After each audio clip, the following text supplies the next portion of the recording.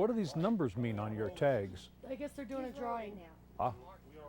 We're rolling. All right. Well, my name is Mark Kimmel. I'm very happy to be here. You know, this is a very special place for me. I have spent a lot of time here over around the sand dunes and up on Mount Blanca, and it's got a lot of good memories. And I came back here last evening and stayed up at White Eagle, and it's a very special place. There's a lot going on here, and what a beautiful day, huh? Now, what we're going to talk about today is awakening. And as we go through, you'll understand what my definition of awakening is. So let's get right into it. I happen to think that we are at the pivotal juncture in human history. And I think by the time we're through here today, you'll understand what I'm talking about. There are a number of things that are happening at this moment in time that have not happened at the same time together. And I think we are very privileged to be here and be a party to that. Just a little bit about who I am. I went through about 30 years in the business world. I was a venture capitalist, and before that I worked for a couple of major corporations.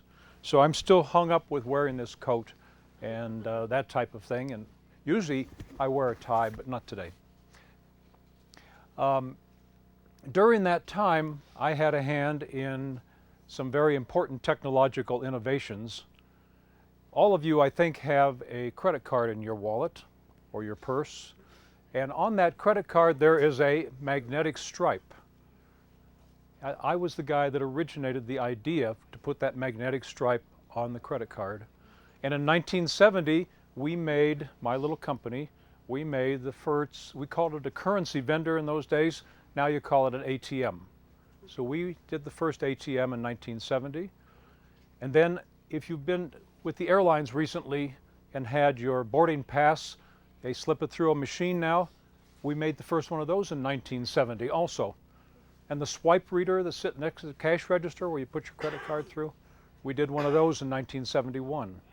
So I was involved in all of that. And then I went and got in the venture capital business and had a hand in starting 50 different small tech companies all over the country. So that's my background. And another piece of this being unconscious is that I was living out in Los Angeles and was dating a young lady, and her parents lived in Palm Springs. So we went over to see them one time. This was in the 60s. I'm dating myself.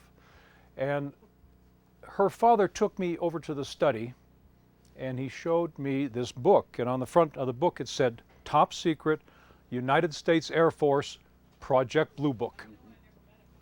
And so I opened it up, and here are all these incredible pictures of what we called in those days flying saucers. Now I was so unconscious, now we went out to dinner and talked about it a little bit, and I went back to work the next day and forgot all about it. Now I'm sure it resided somewhere in my unconscious, but I didn't pay much attention to it. It was just, you know, beyond the scope of anything. And so many times I think that's what happens to a lot of people, is they see something very extraordinary and they dismiss it and they go back to their ordinary lives. And I think about 90% of the people in the world do that, and they do it every day.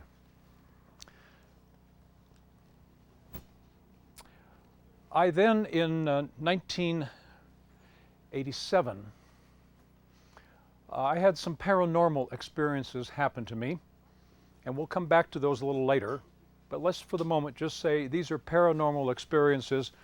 I didn't know what I was dealing with, and it took me a long time to figure this out.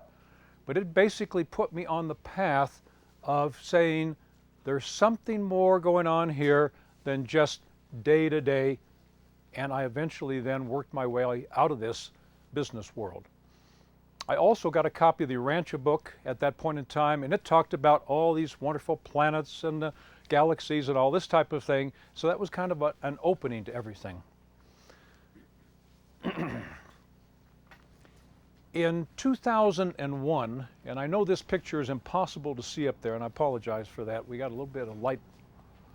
That's a picture of the Disclosure Project. that took place in 2001. Stephen Greer and the 20 witnesses that stood up at the National Press Club.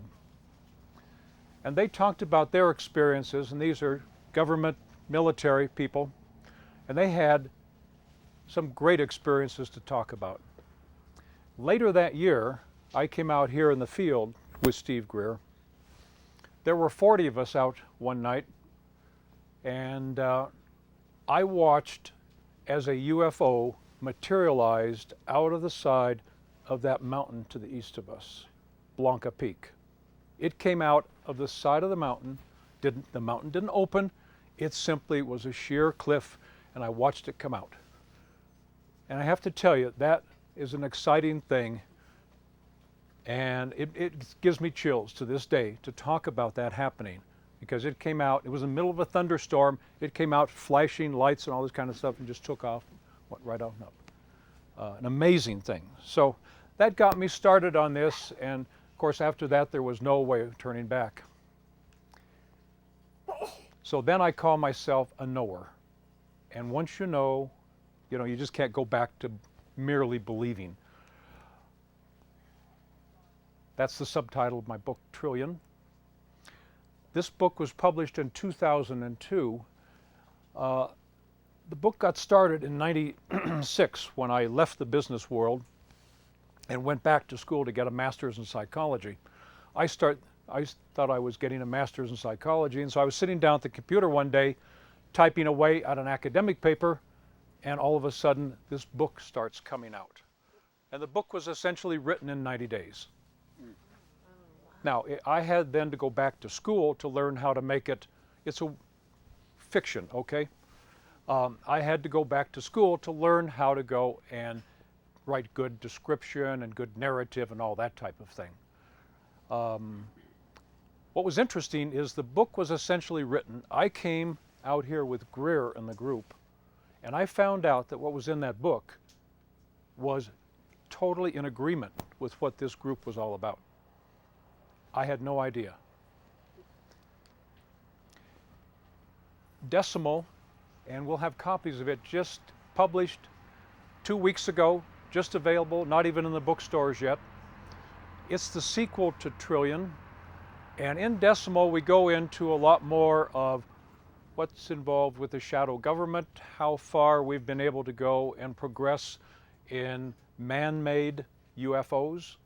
A lot of what you see now are man-made. Our own government, our own secret black ops are making these things. So we talk about that in Decimal, and we talk about what happens if we continue on this path that we're on right now to this whole world. So that's what Decimal is all about. Some conclusions from a personal standpoint of what I've come to learn after 15 years of this is that these experiences with non-humans are very mysterious, and you really don't know what you're dealing with. You honestly don't know. They're mysterious. And we'll get into some more of that. I also know that every person experiences these non-humans depending upon where they're coming from. If you're coming from a place of fear, then you're going to have a very fearful experience. I guarantee it. If you're coming from a place of love and caring, you will have that kind of an experience. It's a very individual thing. I've had both.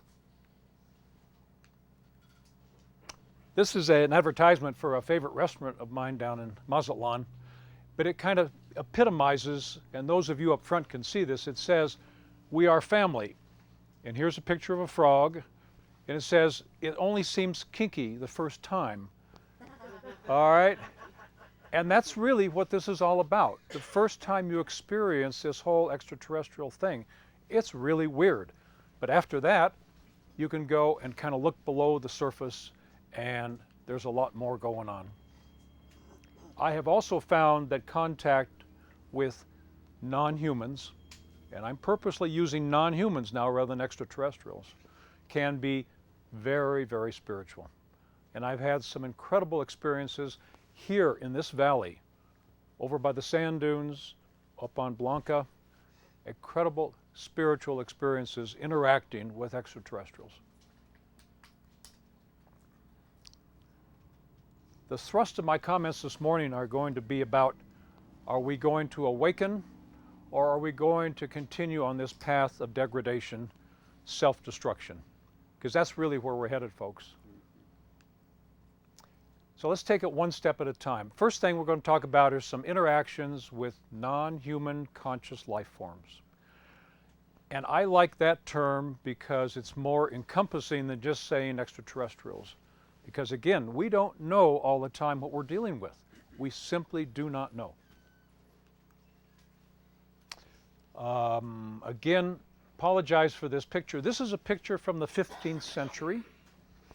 All right, it was painted in the 15th century, and it shows a large, what today we would think of as a globe or a weather balloon. All right, but in the 15th century, they didn't have balloons. Now, this artist got the idea for this picture from somewhere, because they don't just paint. They were very realistic painters in those days. This was long before Picasso and that crowd. This is another picture from the 15th century. This is called the UFO, the Madonna. So here's a picture of the Madonna, and in the back of that picture is a flying ship. All right, a very famous painting from the 15th century. A flying ship and a man and his dog pointing at the flying ship. The artist got that idea from somewhere.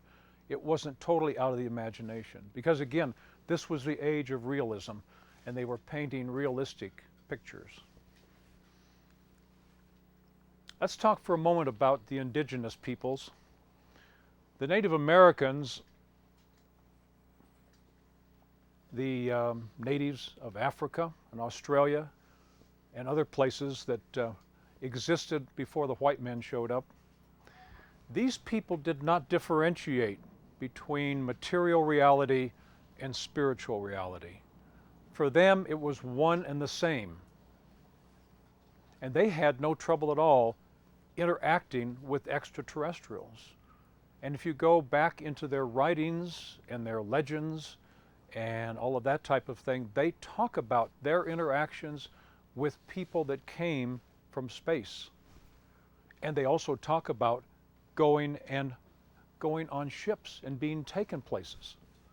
This is the indigenous cultures, long before we ever came along and convinced them, well, there's material and scientific stuff, and then there's the spiritual.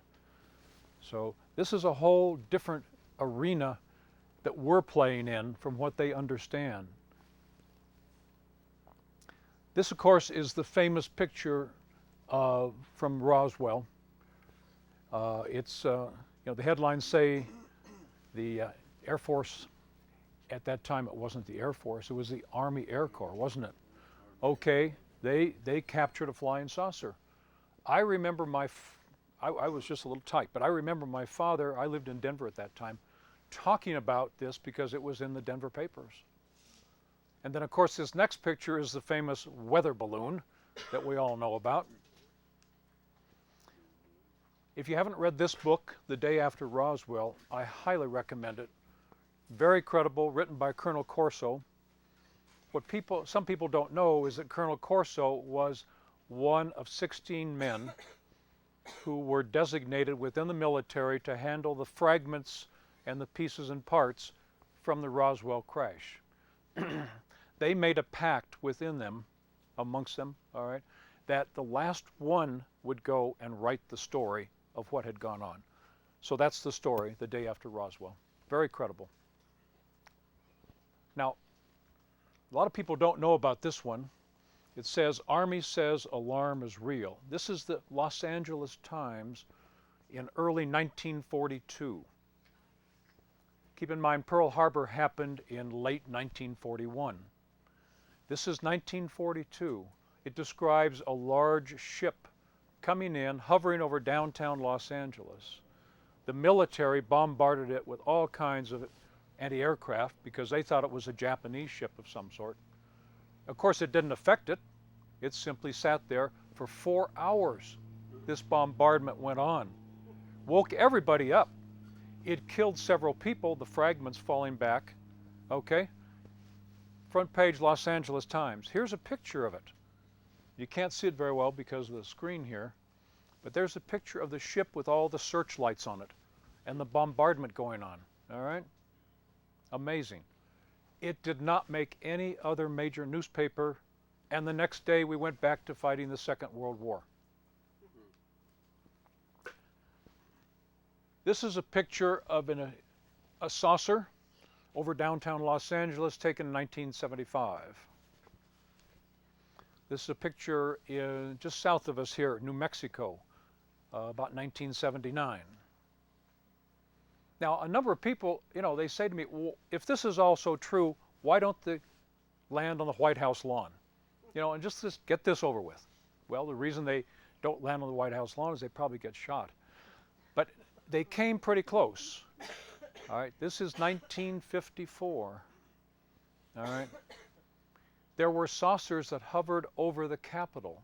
They were there for enough time that they scrambled the jets to try to shoo them away.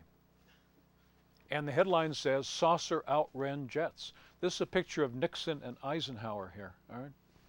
So you can tell what era it was. So they were there.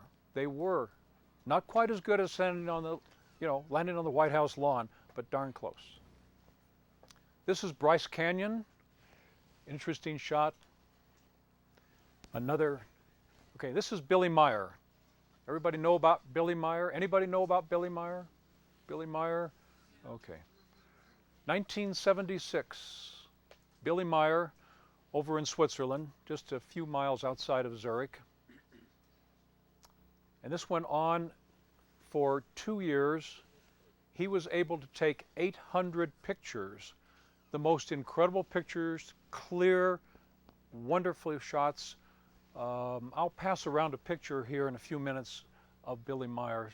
It's an incredible shot, and he's got 800 of these, and they were published.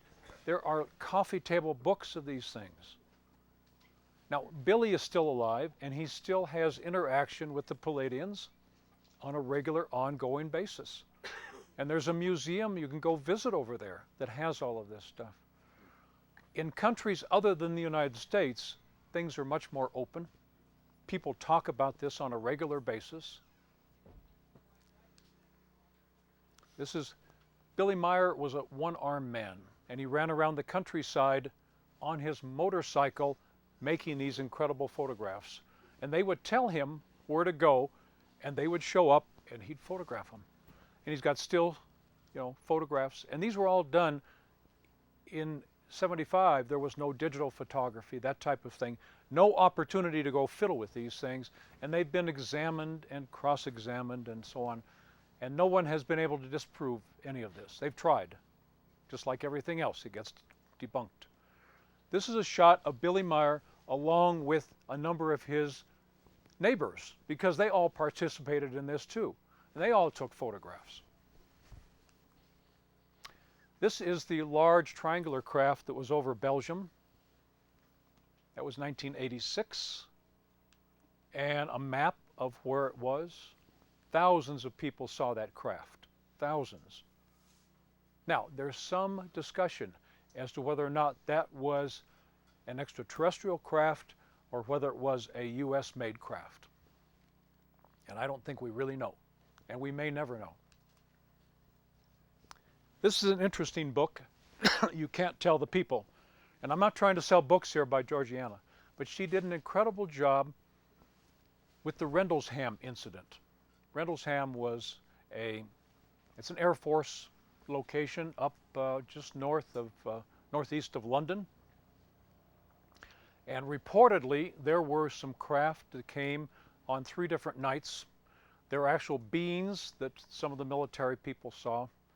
She spent 5 years trying to get this story out, trying to get people to admit that all this went on. And she went to Margaret Thatcher, the Prime Minister, and she asked Margaret, "Is this true?" And Margaret said, "Oh yes, but you can't tell the people." All right. Then In December of 2002, the British government comes along and admits the whole thing was true. You can go on the internet and there are 400 pages of documents you can get from the British Ministry of Defense saying that Rendlesham was true.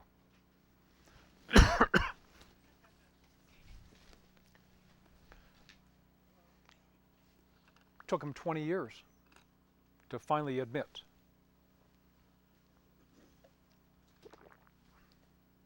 Crop circles. Anybody been to visit the crop circles? Wonderful. You know, and they come in such a variety. And you can't, again, apologize for this, but there's circles and squares and triangles and spirals and everything. And they're now happening all over the world. They started in England, but they're now happening everywhere. And you can walk into the crop circles and you know that something is going on that's different. And they can measure them with scientific instruments. And the wheat that has been laid down is scientifically different than the wheat that's still standing outside the crop circle. Not only that, but the wheat that lays down has a small right angle to it, but it's very gentle, and the wheat continues to grow, and it actually grows better than the wheat that's still standing up. Now, the extraterrestrials have told us that the way this happens is the wheat volunteers in this process. The wheat actually is a participant. It volunteers to go and help make these things because they can happen in a matter of minutes.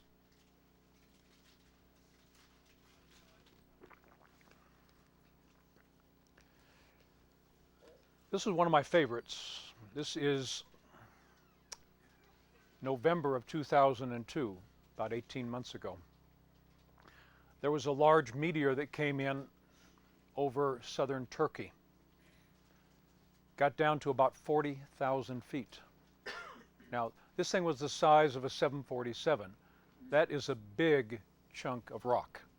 And so if it were to have landed somewhere, it would have made a big impression. And this is a populated area. We have testimony from 5 different airline pilots, and we have videotape of a small ET craft coming, disintegrating the meteor, and escorting it out over the Aegean Sea in fragments and dumping it over there where it wouldn't do any damage. So that was southern Turkey. Now that made all of the newspapers all over Europe. It was on television all over Europe. Did you see it here? No.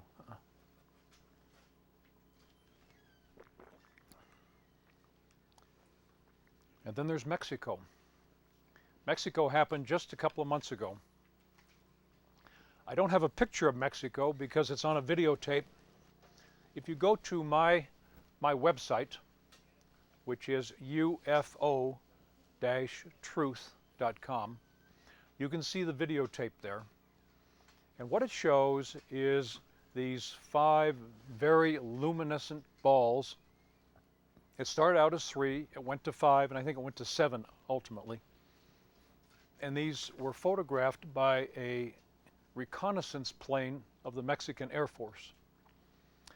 Now, these large balls travel horizontally, and they go in and out of the clouds, and they fly in formation.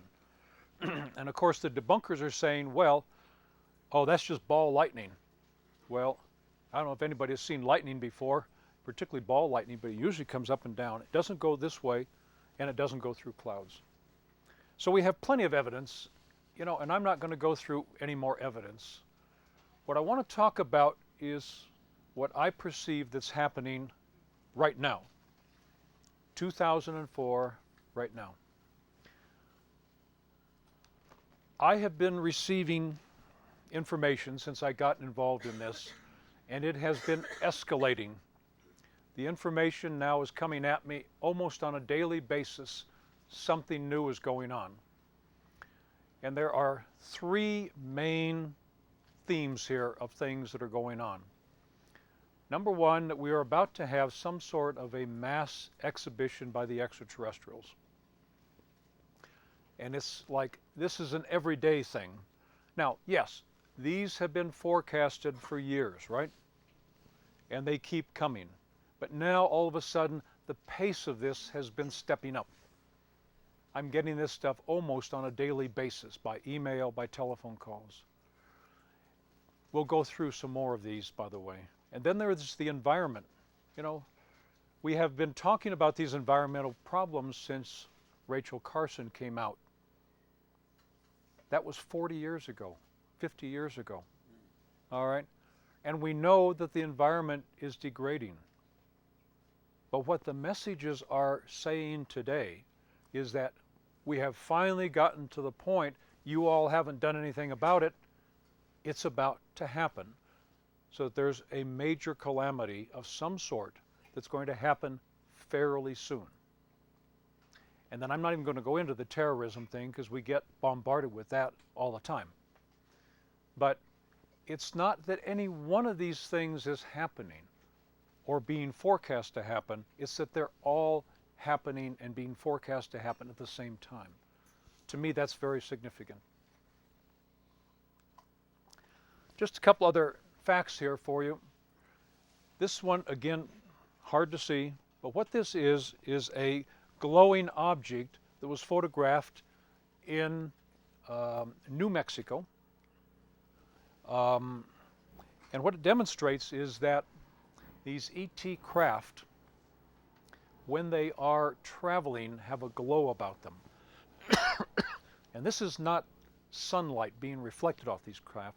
They have a glow about them that they generate themselves. And the reason they do that is that they go and charge the outer skin of the craft. They put a charge on that, an electrical charge, that then goes and creates a vacuum around the craft, so that that craft then is constantly traveling in a vacuum. And that's how they can go and travel at incredible speeds. Now, what most people don't know is that the stealth bomber also has a charged skin. And it also flies, if you see it in flight, it has a glow around it. Now, that's the way that stealth bomber can fly from Omaha to Iraq and back at incredible speeds and without refueling. That's the way that happens. So we have reversed, oh, my screen! And my tether won't allow me to go and do anything about it.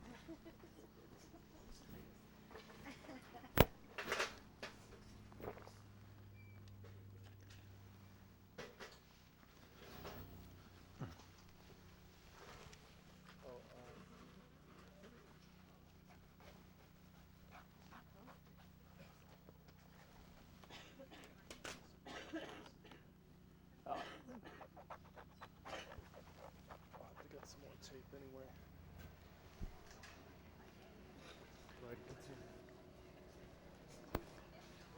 I'm going to keep talking while we're getting that fixed. This is another glowing object, which is a perfect sphere. Shouldn't have done that, should I? Hey, we go to any lengths to get this message out, right? No,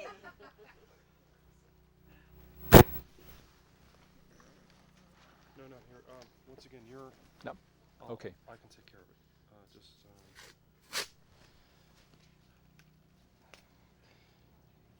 Because you're out of the frame in the video. So. Yeah.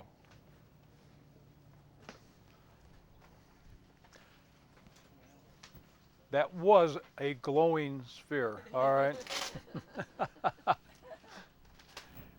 And these printed ones are a lot easier to see, so we're going to focus on that, all right? Now,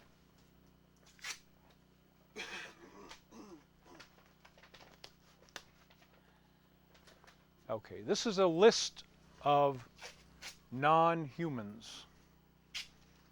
This is my list of what I talk about, okay, non-human conscious life forms.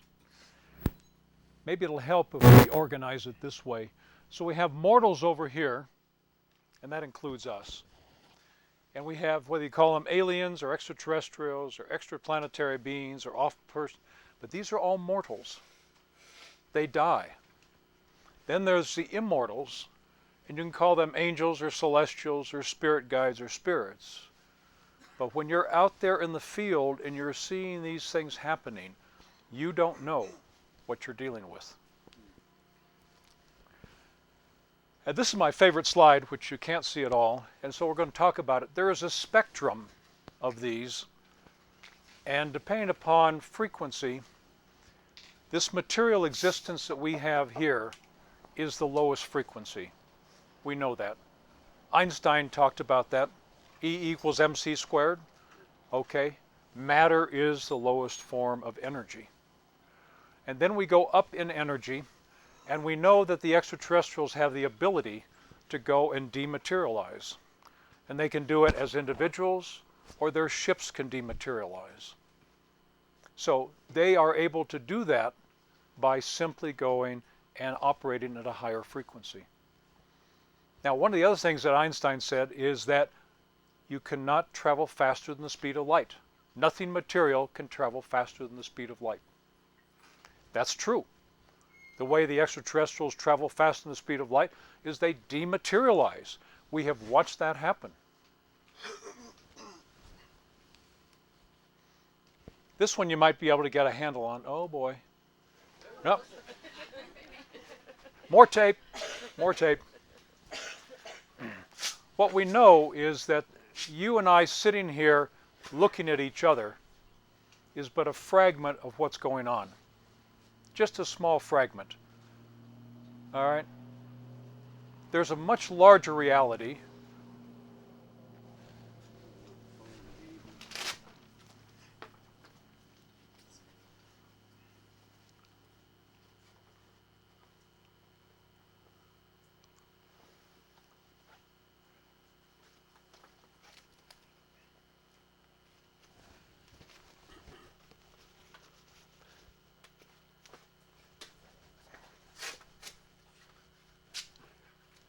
Press it into the cloth real good.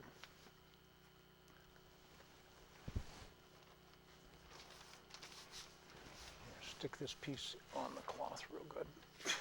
Like that, yeah. Yep. David Perkins, where are you? We need our screen. We actually had promises of a screen that we wouldn't be having these problems, so.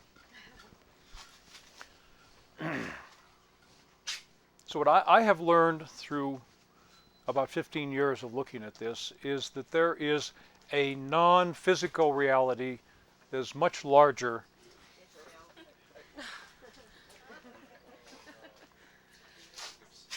It's not sticking to the cloth is a problem.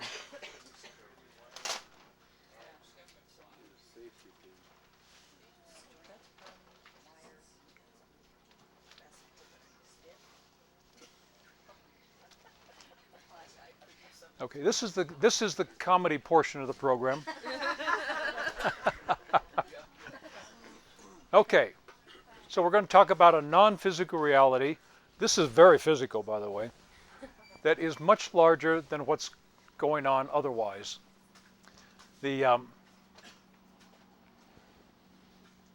Judy talked about the garden out here, all right, and the vortex and that type of thing. I'm quite convinced as we sit here today that we are not alone. We probably have a lot of visitors with us. That's happened. People that have been very insightful in my audience tell me that we have a lot of people other than us mortals hanging around here. So what do we know? What can we gather from all of this that's going on? All right. Well, we know that other countries are a whole lot more open to things going right now than the United States. We're not quite sure why. I don't think anybody has a real definitive answer on this. But we know that Turkey and France and the UK and Mexico and a lot of other countries are much more open with their citizens about what goes on here.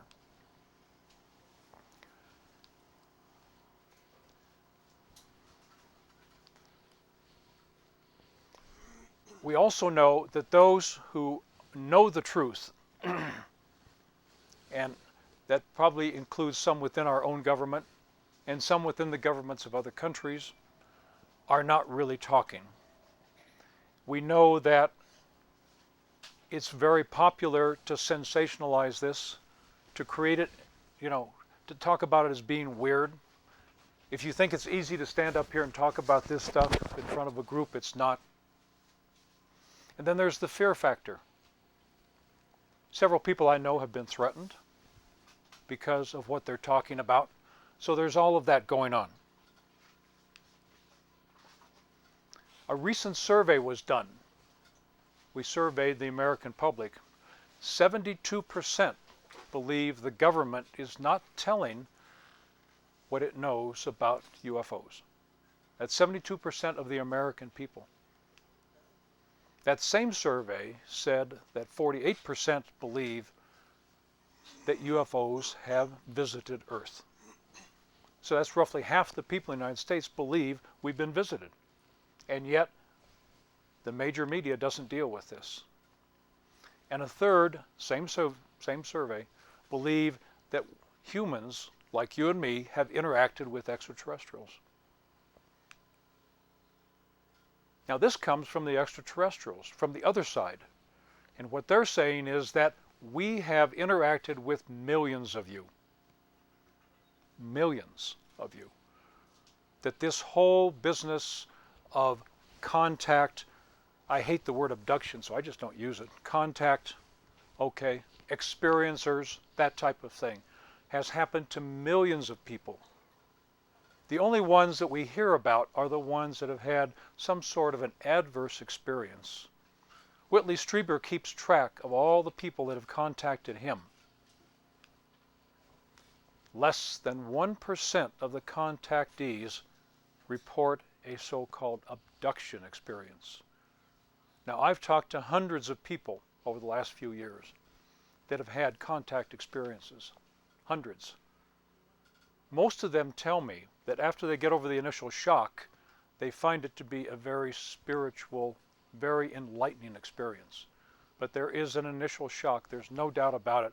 When you see something happen that's extraordinary, you know that it's not ordinary reality, and it has a visceral reaction, and there's no getting around that, and you don't forget it. You really don't. Some people from the military that have come out now as witnesses have told us that about 80% of the UFOs that we're seeing today are man-made. These are alien reproduction vehicles, about 80%. So there are craft here you'll see if you stick around the valley long enough. Almost everybody who lives here sees them all the time. And a lot of those are our own manufacture. This is a statement by Nietzsche. I'll read it because I know most of you can't. Here the ways of men part.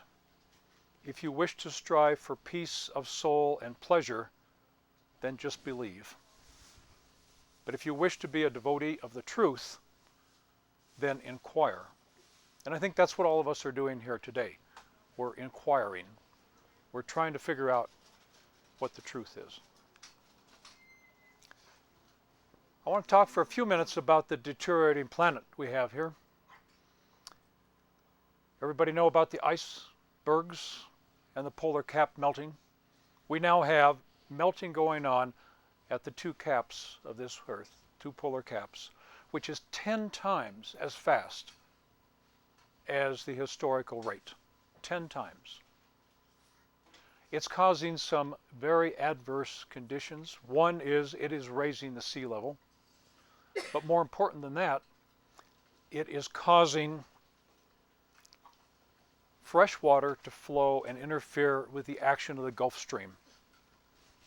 Now, this was originally forecasted in 1957 in Scientific America, that this would happen if the global warming continued. It's now become a reality. The Gulf Stream is slowing down. Now, what that will cause to happen is that we will probably see a cooling of northern Europe and a cooling of the eastern United States. Now, there's also a Pacific current that matches in some ways the Gulf Stream. And we're probably going to see this part of the country get warmer as a result of all of this. So that's going on. And then we have the rainforest. Last year, over 9,000 square miles of the rainforest in Brazil, one country, 9,000 square miles was destroyed. That's something about the size of the state of Vermont. 9,000 square miles. And of course, some of the natives that were there, you can't see the picture, were not real happy about it. And then there's the whole subject of water. Water is one of those critical resources that we all have to have. Over 20% of the people in the world do not have water when they wake up in the morning. No potable water. 20% cannot count on their water on any given day.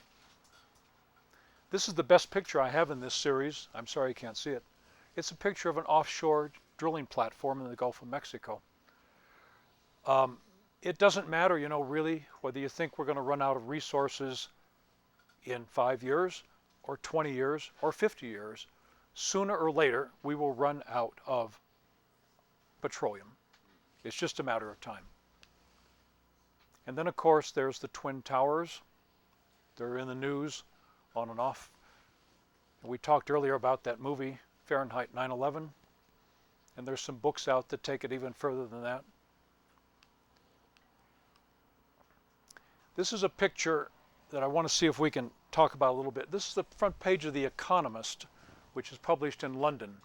This is a picture of a major American city and a young man with a rice bowl from Africa. And it talks about the disparity between the haves and the have-nots. And we're sitting here and we're all enjoying life, in comparison, pretty comfortable. So on a worldwide basis, there are some great inequities. This is a map that was produced by World Watch, and it shows those countries which have experienced civil unrest in the last 5 years. Most of the countries in the southern hemisphere have done that, most of them. And then there's the whole subject of drugs. You know, whether it's legal drugs. There were 40 million prescriptions written last year for the drugs they give to children in schools. And then, of course, there's the illegal street drugs. So my contention is that we have a deteriorating planet. And there's a whole litany of things that are not going right at this moment in time.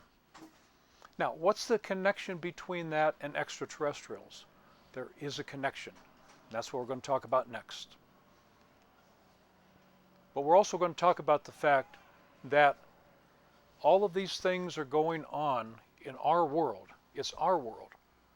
And we're not doing anything about it. They've been going on for 50 years. We may be reaching a point where the time has come that we need to do something about it. So can we depend on the government to help us? I don't think so. I never intended anybody to see this slide. What's on this slide is things like this. In 1946, patients in a VA hospital were used as guinea pigs for medical experiments. In 1947, the CIA began using LSD as a potential weapon for intelligence. In 1950, in an experiment to determine how susceptible an American city might be to biological attack, the U.S. Navy sprays a cloud of bacteria over San Francisco from the ships in the harbor. And then they sent people in to measure whether or not people were being affected by the bacteria. In 1956, the U.S. military released mosquitoes infected with yellow fever over Savannah, Georgia, and Avon Park, Florida. Then they sent military people posing as health agents in to go and see how many people contracted yellow fever. And then in 1966, the Army dispensed a very virulent form of bacteria throughout the New York City subway system, again, to measure whether or not we could go and have a biological weapon of some sort. And then I call your attention to the fact that right after 9/11, we had some anthrax that was distributed throughout the country. Do you notice that nobody's ever been caught? Never been prosecuted for that? It just happened.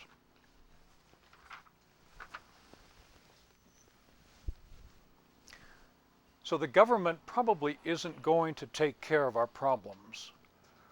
The government isn't going to do it for us. It might do it to us, okay? Probably not going to do it for us. And again, it's not a great, it's a great slide, but the screen is great. This shows what I contend is years worth of pretty much status quo. But in the last few years, we've seen some very bad things begin to happen. Now we go back to a famous saying by Einstein. Okay, we can't solve these problems using the same kind of thinking that got us there in the first place.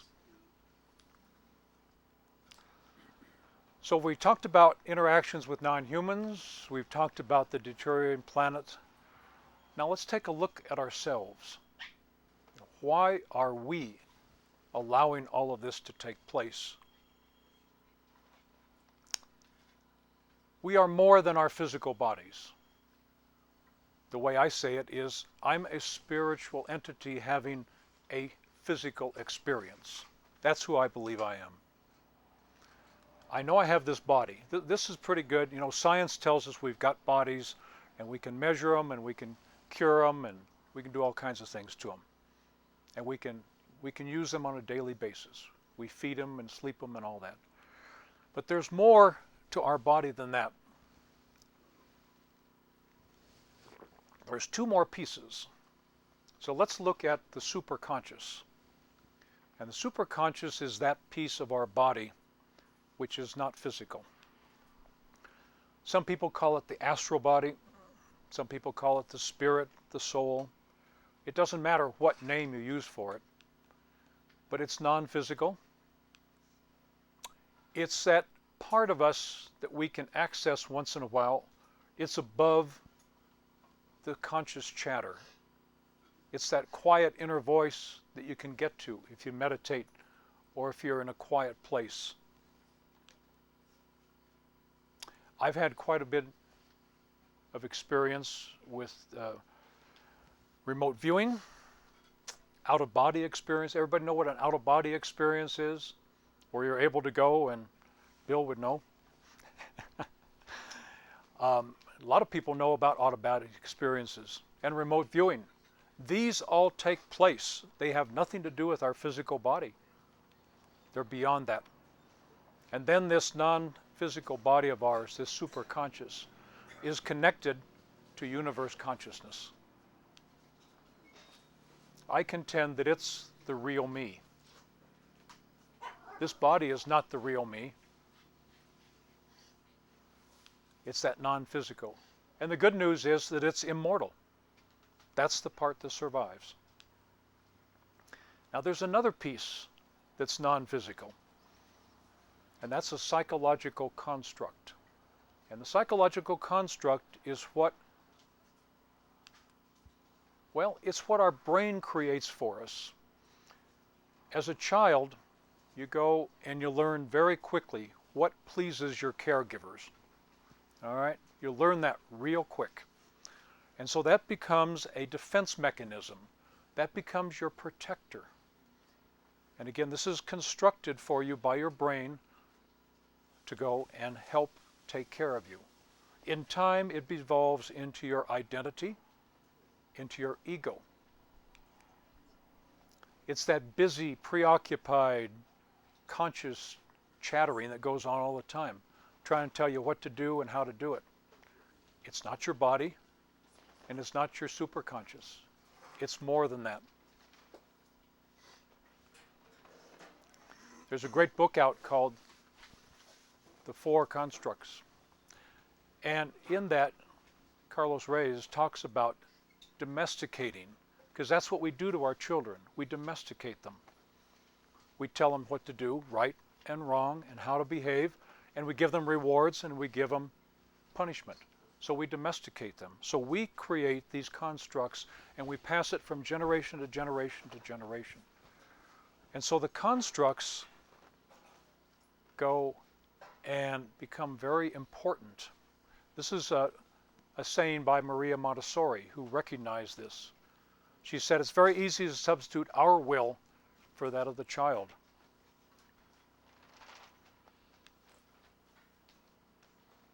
So the construct dominates our thoughts. It creates our xenophobia, which is that instant reaction we have to fear. Anything that's unusual, it's a fear reaction. And it keeps us asleep. So then we go back to my earlier comments about the environment and we say, well, you know, the real me would go and do something about these environmental problems, these other problems. But we have these constructs that are trying to protect us. And to me, most important thing that the construct does is it separates me from God. And it, you know, it stops us from being who we really are. Now, what most psychologists have not figured out yet is that these constructs take on a life of their own. Your construct and my construct find it really easy to talk to each other. But the real me doesn't very often talk to the real you. All right? If the real me talked to that person who's checking out my groceries, you know, if that was a real me to a real her conversation, I'd be saying, well, how are your kids? And how do you feel about this? It wouldn't be this robotic kind of thing that goes on. That's the construct talking to each other. And we do that 99% of the time. When I was in the venture capital business, there were certain ways that I could behave or that my construct could behave, and as long as I did that, it was okay. All right? If you've been in the military, there are certain ways you can behave. And if you do that, you're okay. Well, that's your construct. It's not the real you. You can't afford to let the real you out in a lot of situations. And then there's the societal constructs. Okay? We all gang up together after a while. And we begin to behave so that, you know, this country, we have this nationalism thing going on. It makes us better than that country over there. Well, that's the constructs. It's not the real you and the real me talking to the real you and the real me over there. And so it's the constructs that, like a cancer, are leading this planet to a disaster. I talked earlier about the fact that I'd had some paranormal experiences back in 1987. And to illustrate what we're talking about here in the constructs, if you can picture me as a younger man then, and I had just gone through a lot of turmoil in my life. And so I'm in a home by myself trying to go to sleep, and I'm very much aware that there are these entities that have come into the room. I can't see anything, but have you ever had that feeling that somebody is there, you know, You know something's going on. You can't quite put your fingers on it, but you know something's going on. And so it was a matter of, hey, get out of here, go away. I don't want any part of this. Because I had that xenophobic reaction to it. All right? And this went on night after night after night. And so I've held on to that memory. And about 6 months ago, I started the process. I said, okay, I've got to get to the bottom of this. So I went and began a series of hypnotic regressions to try to go back to that moment to figure out what was going on. I mentioned earlier I'd done some out-of-body work, some of the training at the Monroe Institute. And so when we did the hypnotic regression, what happened there is that I'm laying on the bed, shaking. Okay, my psychological construct is scared to death because it is afraid of all of this unusual stuff going on. And I watched my superconscious, my non-human body, my higher self, call it what you, separate from my physical body. And it went and had a conversation with these three very human-like entities, non-materialized, that were standing at the foot of the bed. Had a conversation with them and made an agreement that this guy laying here on the bed, we're going to get him to do something here in a few years. And that's how I wound up doing this kind of stuff. That agreement was made in '87. And so I had to turn my back on the whole business world and begin to try doing stuff like this. So there were the three pieces of me, not necessarily working together. All right? All right, let's go on. The extraterrestrial messages. There are some messages that we know from interacting with the extraterrestrials. One, it's fairly obvious, they have technology and skills, all right? They can materialize and dematerialize, and they can go and communicate with us telepathically. And I think that's pretty widely accepted, that that's just the way it is. What not everybody recognizes is that once you get beyond this planet, things are a whole lot better organized out there. A whole lot better organized, all right? The extraterrestrials have told us that in order for them to come to this planet, they have to go and seek permission. They just don't come here willy-nilly, all right? And that the universe beyond here is a whole lot better organized.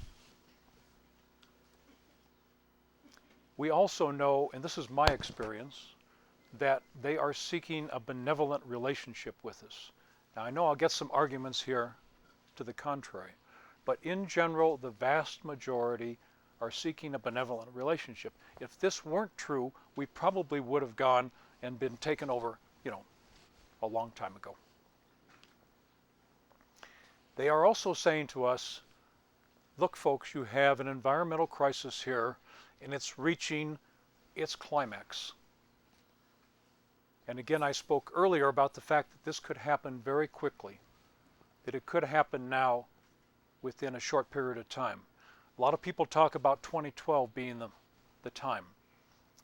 We probably will see something happen between now and then on the environmental area.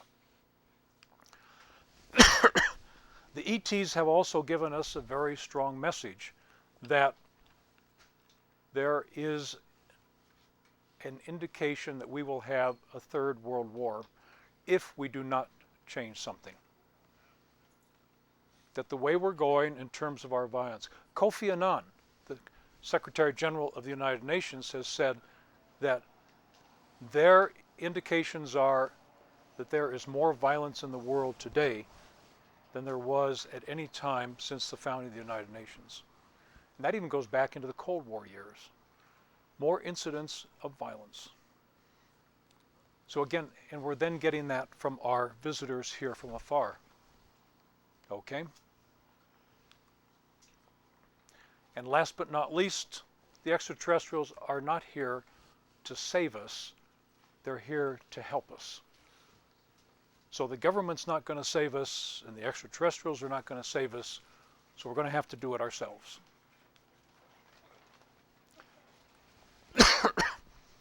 The implications of all of this, and there are a lot of them we could spend time going through: political, economic, religious, science, technology, psychology, political, on and on. I'm going to go and talk just about the spiritual implications and do it very briefly. I think the fact that there are extraterrestrials here indicates that there's a larger reality. There's something more going on out there. And for me, that's a spiritual piece of the puzzle. Another spiritual piece of this is that the perception of what's going on here is very hazy. We don't have a good handle on it. At best, it's a mysterious thing.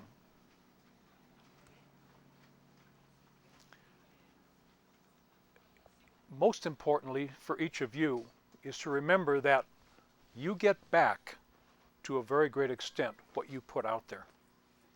And that seems to be a law of the universe, and it holds in spiritual, it holds in terms of interactions with extraterrestrials. And for me, the perceptions of extraterrestrials have changed my belief in a lot of things, and I suspect if that hasn't already done that to you, it will do that. And again, I come back to the fact that the vast majority of non-human conscious life forms are benign, and they're trying to help us grow up. And we are being asked to evolve spiritually and get our act together. So the personal implications are very interesting. If this whole thing begins to unravel, and I think we have to face up to the fact that it could unravel, these beautiful things like mountains and desert and all the animals and all the things that are important to us all come apart. All the people that are important to us, and we have to face the fact that this can happen. As I was putting this slide presentation together to come here, I was told that one of the slides and one of the messages I need to leave with all of you are the words, "Embrace the unthinkable." Now, the unthinkable for each of you is something different. The unthinkable could be the fact that these things are going to begin to happen, and you need to face up to the fact that we can't just continue to delay the inevitable. The unthinkable could be simply that there is such a thing as extraterrestrials, and it's okay to let them into my life, that they're not going to destroy me. Think of what it is that could be unthinkable to you, almost beyond what you can stand, and then go and embrace that. So what can we do? Okay, acknowledge the reality of extraterrestrials. I think it's, I don't know how many of you are able to talk about this stuff to your friends. But if you haven't begun to talk about it to your friends, you haven't really acknowledged it. And then face up to the deteriorating conditions on this planet. Face up to the fact that, yeah, we're in a world of trouble, and it cannot continue. And then allow the real me to come out, the real you, so that you're not just a construct talking to each other on a very surfacey level. And then, and this is something hard for all of us to do, admit to the fact that there might be somebody smarter than us human beings around. Admit that there might be somebody out there that knows more than us, all right? And they just might be able to help us. and then consider the implications of all this we've been talking about this morning. Just think about it for a minute. The implications touch everything in our lives, absolutely everything. And then begin to seek out other people who are pursuing a path to higher consciousness. And there's a lot of us around, and you can find us. I have a website, I have newsletters, there's an organization of us that are dedicated to trying to help transition this planet. You're invited to become a part of all of that. And so I leave you with this thought, which is, let's go and reach out to each other with the idea that we can make a difference. And with that, I'll take questions. How long did you spend at the Monroe Institute? Let me step up here. How long did you spend at the Monroe Institute? Tell us something about the Monroe. How much time, please? I've gone through a couple of their short trainings, okay? And I'm tethered here, so we're working at a little bit of a disadvantage. Oh, it's called a redneck conference. That's what we'll call it next year. Judy put me on a leash. Yeah. The Monroe Institute is a place where you can be trained to control your out-of-body experiences, your psychic insights and that type of thing. And I think one of the speakers later on today is going to talk about remote viewing and that type of thing. I don't consider myself an expert. I consider myself an experiencer. I know enough about it to be dangerous. I would recommend the training to anybody if you're seriously interested in wanting to pursue this entire extraterrestrial thing further. There are trainings that take place in Boulder. There are trainings that take place, there are field locations where you can go get trained both on remote viewing and on the out-of-body experiences. It helps a whole lot because, as I said, you don't really know what you're dealing with here. You can't go and depend upon your eyes, okay? You have to go within. You have to become very psychic about this whole thing. So that's my response. How do you get in contact with them? If you want to see me, I'll tell you how to do it. Sure. Other questions? Yeah. Can you explain the difference between, thank you, the difference between remote viewing and out-of-body experiences, so we're all on the same page? Oh boy. How much time do we have? They are two different techniques that basically arrive at the same thing. The out-of-body experiences are training you to take your superconscious, your astral body, and control that psychic ability. And you can actually go and watch yourself move into other locations. And if you get real good at this, first you go and drop the time and the space conditions. And so I've been able to travel back in time and have conversations with, like, my grandparents. And some people that get really good at this can travel in terms of space, and they can go out into the galaxy and have interactions with ETs. All right? So that's the out-of-body experience. The remote viewing experience is something that was developed by the military, and they still practice it. They say they don't, but they still practice it. And they take the military people that are very psychic, and they train them in a very formal way, and it produces some wonderful things. There are some people, Joe McMoneagle, and people like that, that are able to go, for instance, and he demonstrates where he can go and find people that are long lost, all right? And it's a different different technique. I think it arrives at much the same in terms of the end result, but it's two totally different techniques. That's about the best I can do, Will, in a short version of it.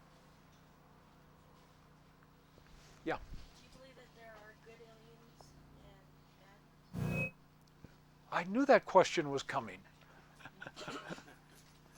Sarah, yes, except that the whole issue of good and bad and evil and all that type of thing, that's us. All right, we like to paint things as black and white, all right? And it's real easy for us to deal with things in terms of black and white. I think that there are extraterrestrials that are acting on our behalf, and I think there are extraterrestrials that are not acting in our best interest.